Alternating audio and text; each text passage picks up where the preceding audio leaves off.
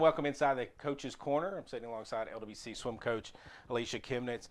Coach, first off, welcome. Secondly, what a big weekend LWC swimming had this past weekend down at Bernal. Right, we had a great fast swimming, which is what we want to see, especially to kind of end this part of our season. So let's take a look at just a couple of the highlights from that. Men won nine of the 18 races, 23 A cuts. Women, and on the men's side, a couple of program records, 10 wins for the women, 22 A cuts. Was there something of all that greatness that just kind of stood out to you? Well, it was fun because one of the reasons we go to the Bernal meet is we get to swim some different teams that we don't see, in the Kentucky area. So Thomas was there and SCAD, and they're always very strong programs in the NAIA. So this is our only chance to really see them and swim against them outside, of nationals. So our women really kept pace with SCAD. They're number one ranked team in the country right now. Now, our women were tapered. Their women weren't, so throw that out there. But still, anytime, I don't care, about all that, little stuff. But anytime we can keep pace with the number one ranked team, Sure. I'll take it. So we took a lot of relays from them. I think all five. We won all five relays, so that's fun on the women's side. A little bit of bragging rights. Sure. Tell the folks out there what tapering means. Taper is basically we work all season and get higher and higher in yardage or mileage, higher and higher in yards.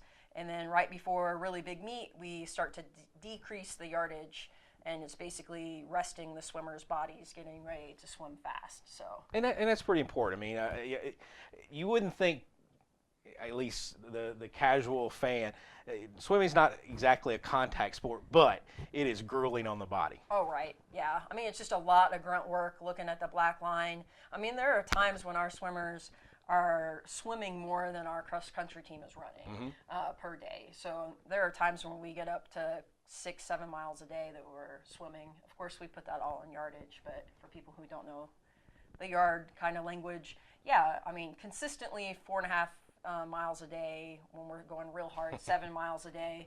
So resting them is really important, and we don't rest before all of our swim meets. Like, it's very common for basketball, football, Friday before a game, big game, they'll rest a little bit. We swim right through. When we swim a team on Saturday, we swim through. Like, they don't get rest at all. So we save our rest basically for 1 or 2 meets a year.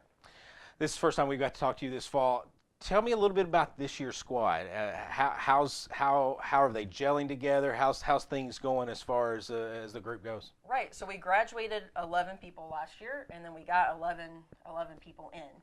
So half the team is new. This is probably the smallest team we've had in several years. So that can hurt us a little bit competitively. But at the same time, as a coach, it's kind of fun to have a smaller group because we get to focus a lot more individually on the swimmers. And it's just a great crew, really different kind of atmosphere and culture happening in a positive way. So we're really loving, the freshmen and new swimmers we brought in. And they're fast and they have a good attitude and they want to be here and they're good in the classroom. So really exciting things happening for the program. Let's talk about out of the pool for a moment. What kind of training do you do throughout, maybe even events that goes on your pre-schedule? What kind of things do you do outside the pool to get you prepared for going into the pool? Right. Well, we do a week at the beginning of the year. Our first week of practice is just dryland week, and it's we call it bonding through misery.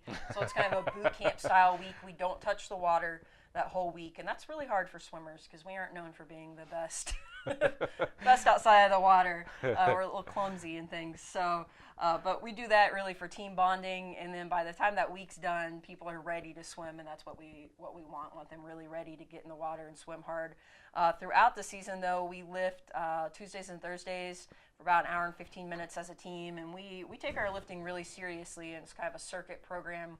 And then we do dry land 3 days a week, where we have 4 4-minute stations on deck, and all of the lifting and the dry lands all geared specifically for swimmers, working on explosive legs so they can get up off the wall, a lot of ab work, obviously, working triceps and back, different things. Yeah. So you talked about this past weekend where your women won. Basically, you guys killed the relays, won 5 of the 5, and men won a couple as well. What makes a good relay team? What's the difference? How do you is there? You have to gel to be a good relay team? Is it? What's it take? Sure. I mean, I think for swimming, we're such an individual sport.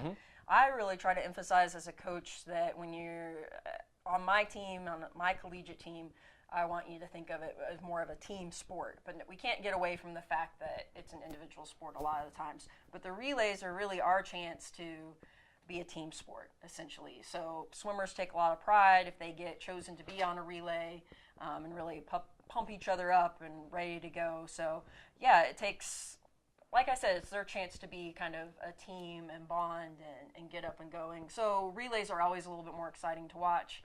Just the atmosphere for every team, people get really into it, and it's certainly bragging rights when you can take away a win in any relay, really. And that's from a dual meet to a meet like a big invitational that we just went to, and certainly nationals when relays are up on the blocks. It's crazy atmosphere. So it's just fun, you know.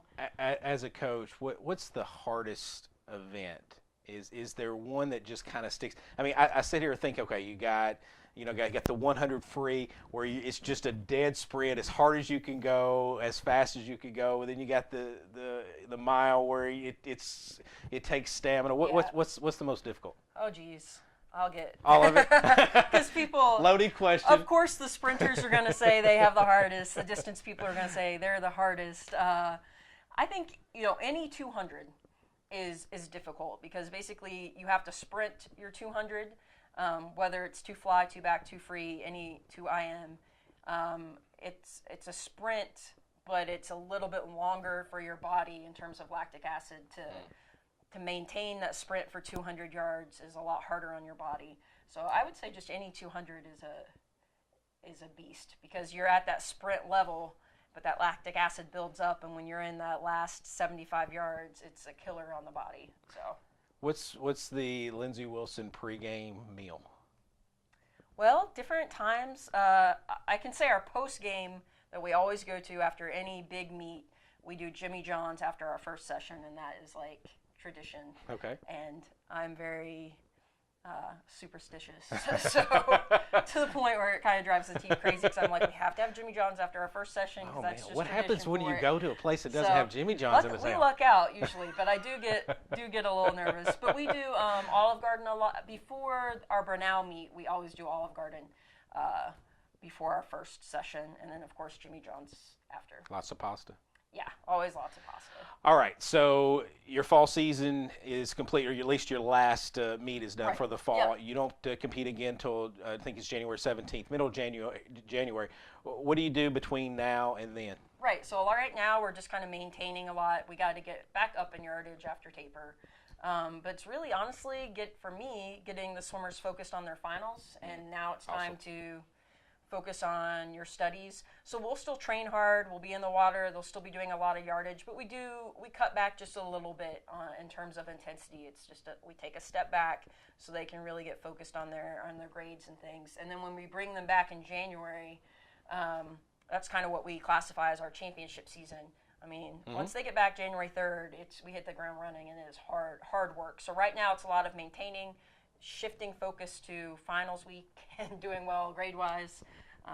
So it's kind of nice that we have almost like a mini break. They're still working, but a little bit of a break. Swimming's a little bit like golf, and in the sense where they have a fall season and a spring season. So I think you and Coach Wyrick could probably compare notes a little bit on that. So and a lot of people don't know that. They just consider us, a fall sport, a winter sport because that's when our championships are. Right. So sure, but we really fall into the category of a fall sport in terms of a lot of our competitions and things. Yeah. Coach, congratulations on a great meet at Bernal. The women finished second to the number 1 team in the country, I think by 28 points. The men finished third in the event. A lot of wins, a lot of A cuts, a lot of people qualifying for nationals. That's what the A cut means. Congratulations on a great weekend. Thanks. That's Alicia Kemnitz, our swimming coach here at Lindsey Wilson, and this has been the Coach's Corner.